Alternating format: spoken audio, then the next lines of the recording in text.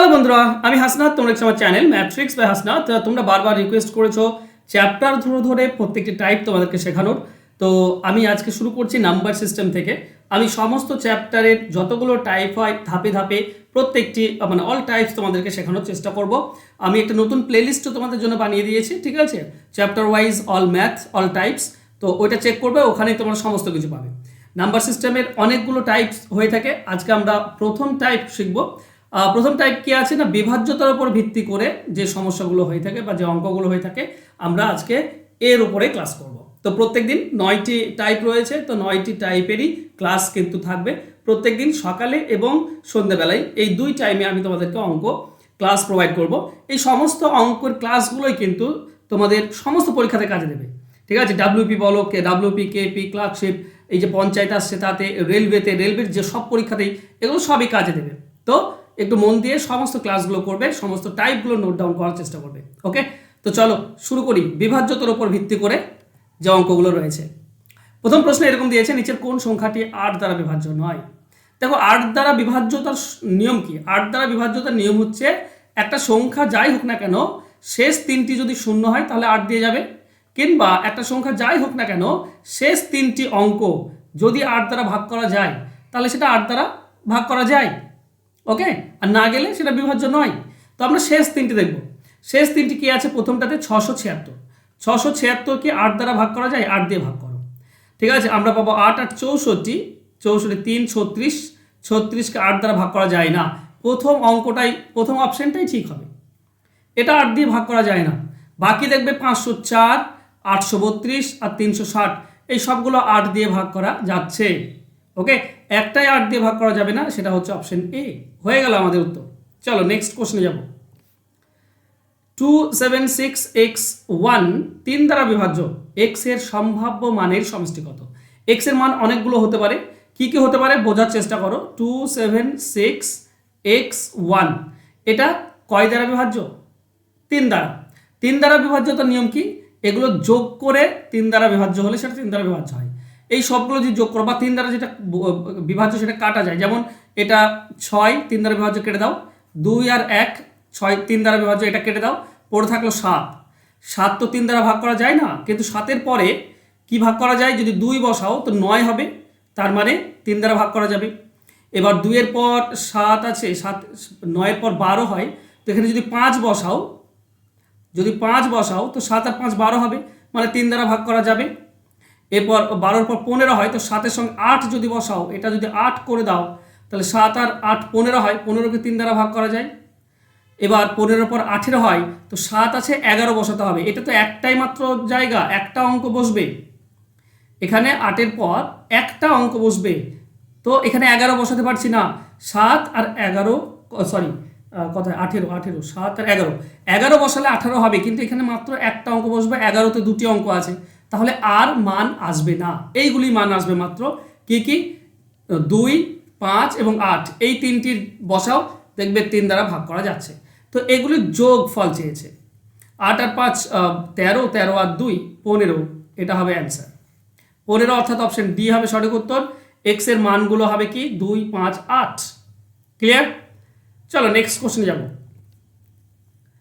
14528কে একটি নির্দিষ্ট সংখ্যা দ্বারা ভাগ করলে সুরেশ ভাগফল হিসেবে 83 এবং অবশিষ্ট হিসাবে 3 পায়, ভাজক কি? দেখো, একটা ভাগ অঙ্কে কি বলতো, এই বলেছে কত? 83 ভাগফল, ভাগশেষ 3, কাকে ভাগ করছে? 145 28 একে। আমাকে চেয়েছে ভাজক মানে এক্স। আচ্ছা, ভাজক বের করার নিয়ম কি? ভাজক হচ্ছে ভাগফলের একটা কি বলতো, ভাজক আর ভাগফল গুণ করব আর ভাগশেষ যোগ করব, তাহলে আমরা কি পাই? ভাজ্য। তার মানে এক্স আর 83 গুণ, তার মানে 83x প্লাস 3 সমান হবে ভাজ্য। ভাজ্য মানে কত? 14, 5, 2, 8। তাহলে আমরা পাই 83x সমান সমান 3 এদিকে গেলে বিয়োগ হয়ে যায়, তো 14, 5, 25 পাবো। এবার কি হবে? এক্স এর ভ্যালু বের করতে হবে, তার মানে 83-র সঙ্গে এটা যেটা কাটবে সেটা হবে অ্যান্সার। তোমরা যদি কাটাকাটি করো 175 পাবে, এটা হবে অ্যান্সার। তো অ্যান্সার হবে অপশন ডি। এই ভাগটা কিন্তু তোমাকে করতে হবে, এমন নয় যে তুমি আকাশ থেকে পারবে, এই ভাগটা কিন্তু তোমাকে করতে হবে, ভাবতে হবে। ঠিক আছে, চলো নেক্সট কোশ্চেনে যাব। 4 নম্বর x4461 সংখ্যাটি 11 দ্বারা বিভাজ্য হলে x এর মান নির্ণয় করো। 11 দ্বারা বিভাজ্যতার নিয়ম কি ভালো করে বোঝো। প্রথম সংখ্যাটি বের করতে হবে 4 4 6 1, এটা দেওয়া আছে। 11 দ্বারা বিভাজ্যতার নিয়ম হচ্ছে বিজোড় স্থানে যেগুলো রয়েছে সেগুলো যোগ করব, আর জোড় স্থানে যেগুলো রয়েছে সেগুলো যোগ করব, তাকে বিয়োগ করব। এরপর এই বিয়োগফলটা কি হলে হবে? বিয়োগফলটা 0 হতে হবে, কিংবা 11 হতে হবে, কিংবা 11-র মাল্টিপল অর্থাৎ 22 33 এরকম হতে হবে। প্রথমে দেখো বিজোড় স্থানে কি কি আছে। বিজোড় স্থানে মানে 1 নম্বর স্থানে কিছু নেই, ধরো x আছে, তো x আর 4 আর 1, 4 আর 5 5 আর x, তার মানে 5 + x, এটা বিজোড় স্থানে আছে। আর জোড় স্থানে আছে 4 আর 6 10। বলো তো কত থেকে 10 বিয়োগ করলে 0 হয়? 10 থেকে 10 বিয়োগ করলে 0 হয়, 10 থেকে 10 বিয়োগ করলে 0 হয়, মানে এটার মান আমরা 10 ধরতে পারি। তো 5x + x সমান যদি 10 হয়, তাহলে x এর ভ্যালু কি হবে? 5 এদিকে গেলে বিয়োগ হয় 5, x এর ভ্যালু হবে 5, অ্যান্সার হবে অপশন ডি। ক্লিয়ার? বুঝতে পেরেছো? চলো নেক্সট কোশ্চেনে যাব। আচ্ছা, অনেকে বলে স্যার 11 কেন আনলাম না? 11 দেখো ভালো করে বলে, এই 5x, ও বাবা 5 + x, এখান থেকে 10 বিয়োগ করছি সমান সমান 11 আনতে পারি আমি? আনতে পারি না তা নয়, কারণ দেখো 21 থেকে 10 বিয়োগ করলে কি হয়? 11 হয়, তাই না? এবার তার মানে এটার মান 21, এটার মান যদি 21 হয়, একটা 5 তাহলে আর একটা 16, কিন্তু x এর মান 2 ডিজিটে হবে না, কারণ x একটাই মাত্র ডিজিট, এখানে 16 হয়ে যাচ্ছে, তো 2টি ডিজিট হয়ে যাচ্ছে, হবে না। তো x এর ভ্যালু 2 ডিজিট নয়, 1 ডিজিট, তো 5 হবে সঠিক উত্তর। ঠিক আছে, চলো নেক্সট। নিচের কোন সংখ্যাটি 9 এবং 11 উভয় দ্বারা বিভাজ্য? দেখো 9 দ্বারা বিভাজ্যতার নিয়ম তো আমরা জানি যে অঙ্কগুলির যোগফল 9 যদি হয় তাহলে বিভাজ্য হয়। দেখো করার চেষ্টা করি। প্রথম অপশন এ নাও, এতে 9 কেটে দাও, 7 আর 2 9, 7 আর 2 9, 8 আর 1 9, 9 দিয়ে ভাগ করা যায়, মানে এটা হতে পারে। এটাও দেখো 9 কাটা গেল, 8 আর 1 9, এটাও হতে পারে। চলো এই দুটির মধ্যে প্রথমে দেখে নিই, তারপর আমরা না হলে এই শেষ দুটির মধ্যে যে কোনো একটা দেখব।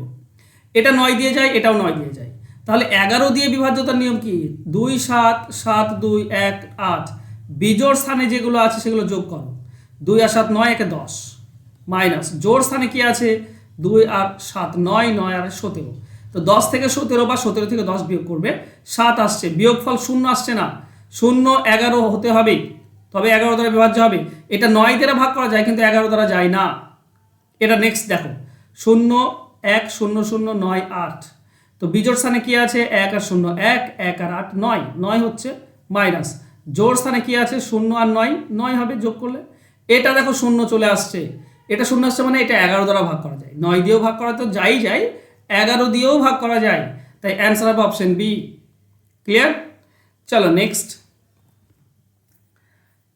171 172 173-কে 17 দিয়ে ভাগ করলে কত অবশিষ্টাংশ থাকবে, মানে কত ভাগশেষ থাকবে? এই ধরনের অঙ্কে তুমি পুরোটা গুণ করে তো আর 17 দিয়ে ভাগ করবে না। এই ধরনের অঙ্কের নিয়ম কি? এই ধরনের অঙ্কের নিয়ম হচ্ছে 171 × 172 × 173, একে 17 দিয়ে ভাগ করো, কত ভাগশেষ থাকবে কি করে পাবে? বের করার সহজ নিয়ম হচ্ছে প্রথমে 171-কে 17 দিয়ে ভাগ করো, 170 অব্দি হবে, 17 10 170, 1 ভাগশেষ থাকবে, এখানটায় 70 অব্দি গেলে 2 ভাগশেষ থাকবে, 2 ভাগশেষ থাকবে, আর এখানটায় 3 ভাগশেষ থাকবে। এগুলোকে গুণ করো, এগুলো গুণ করলে কত পাবে তুমি? 2 3 6, 6 1 6, 6 পাচ্ছ, এটা 17 থেকে কম, তাই এটাই হবে অ্যান্সার। অ্যান্সার হবে অপশন ডি। হ্যাঁ 17 থেকে যদি বেশি হতো, ধরো 19 আসছে, উপরে গুণ করে ধরো 21 আসছে, 21 মানে 17 দিয়ে ভাগ করো, কত? 4 ভাগশেষ, 4 ভাগশেষ পাবো। ঠিক আছে, এখানে কম আসছে 17 থেকে, তো 17 মানে ভাজকের থেকে কম হলে সেটাই অ্যান্সার হয়। এখানে 17 থেকে কম হচ্ছে 6, তো 6ই হবে উত্তর। সহজ নিয়ম না? মুখে মুখে পেয়ে যাবে তোমরা, এই নিয়মগুলো শিখবে। ঠিক আছে, চলো নেক্সট কোশ্চেনে যাব। একটি সংখ্যাকে ভাজক দ্বারা ভাগ করলে অবশিষ্ট থাকে 16, মূল সংখ্যাটির দ্বিগুণকে একই ভাজক দ্বারা ভাগ করলে কত অবশিষ্ট থাকবে? দেখো এই ধরনের অঙ্কের ক্ষেত্রে কি যেটা করলে সুবিধা সেটা হচ্ছে একই ভাজক দ্বারা ভাগ করলে অবশিষ্ট থাকে 16, মূল সংখ্যাটির দ্বিগুণকে একই ভাজক দিয়ে ভাগ করলে অবশিষ্ট থাকে 3, ভাজকের মান নির্ণয় করো। খুব ইম্পর্ট্যান্ট অঙ্ক। দেখো একটা ভাগ অঙ্ক, ভাগশেষ থাকছে 16, এটাকে দ্বিগুণ করে দাও, তাহলে ভাগশেষ হচ্ছে 3। আচ্ছা, দ্বিগুণ করলে ভাগশেষ 3 হচ্ছে, এটা তো মানে মাথায় আসছে না, তাই না? তো ব্যাপারটা আমরা বোঝার চেষ্টা করি। তার মানে কি হয়, ধরো একটা ঝুড়ি আছে, এই ঝুড়িতে 16টি পড়ে আছে, এই ঝুড়ি থেকে 16টি আম পড়ে আছে। আর একটা ঝুড়ি আছে, এর থেকে দ্বিগুণ পড়ে থাকার কথা, কারণ সংখ্যাটিকে দ্বিগুণ করছি, মানে এটাতে 32টি পড়ে থাকার কথা, কিন্তু 32 পড়ে নেই, এখানে পড়ে আছে 3। তার মানে আগের যে 29 সেটা ভাগ হয়ে গিয়েছে, সেটা আবার ভাগ করে নিয়েছে, তাই নয় কি? তো এই যে 32টি পড়ে থাকার কথা, যেহেতু আমি দ্বিগুণ করছি সংখ্যাটিকে বা আমকে দ্বিগুণ করছি, তো এখানে 16টি পড়ে থাকলে দ্বিগুণের দ্বিগুণ পড়ে থাকবে 32টি, কিন্তু পড়ে আছে মাত্র 3টি। তার মানে আগের যে 29টি ওটা ভাগ করে নিয়েছে, তাহলে ভাগ করে নিয়েছে, তার মানে 29 হবে সঠিক উত্তর। দেখো অঙ্কটিকে এবার কল্পনা করো, কল্পনা করো, ভালো করে বুঝতে পারবে। চলো আমি সংখ্যাটি বের করার চেষ্টা করি। আমি ধরে নিচ্ছি 3 পড়ে আছে, 29 হচ্ছে ভাগশেষ ভাজক, তাহলে 29 1 29, কত থেকে বাদ দিলে? 32 থেকে, তাই না? 32 থেকে 29 বাদ দিলে 3 হয়, তাই না? তাহলে এই 32 কি পেয়েছে আমরা? 29। ওকে, এক সেকেন্ড।